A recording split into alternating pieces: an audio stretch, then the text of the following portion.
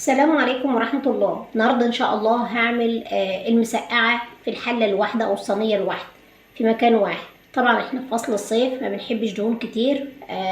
مش هقلي بتنجان ولا هعمل شيء، هعمل كله في حلة واحدة بطريقة مبسطة تبقى المسقعة خفيفة وجميلة على المعدة.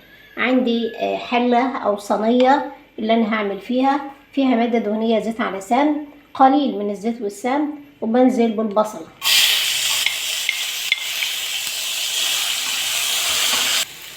البصل خد تشويحتين، انزل بنص معلقه من الثوم تاخد لها تشويحتين. الثوم خد تشويحتين والريحه بتاعته طلعت جميله جدا. انزل بالفلفل المكعبات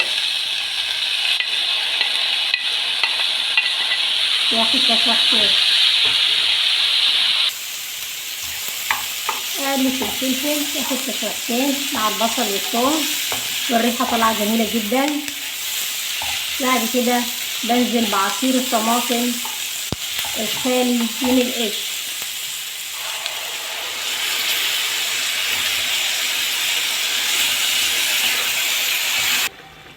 احط نص معلقه سكر عشان الطماطم والحموضه، وانزل بنص معلقه من البابريكا ونص معلقه من الفلفل الاصفر.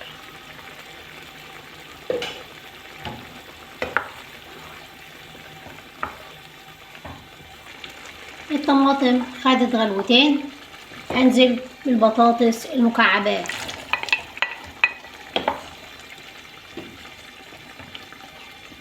تاخد لها غلوتين وتدخل في التسوية.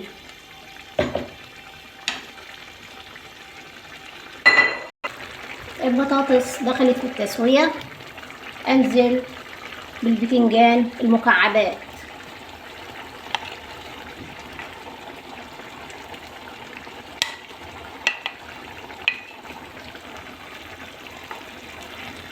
هيجي دلوقتي يدبل ويفس البتنجان.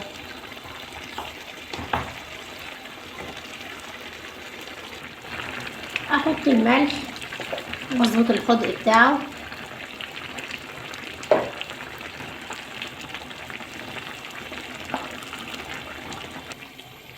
احط قرنين فلفل حامين على الوش علشان يدوا حرقانة بسيط، واغطي المسقعة واوطي عليها النار على نار هادية تستوي، ونشوفها ان شاء الله بعد ما تستوي. ودي شكل المسقعة بعد ما استوت. حطيتها 3 دقايق في قلب الفرن، خفيفة وجميلة لفصل الصيف. وكده اكون انتهيت، والسلام عليكم ورحمة الله وبركاته.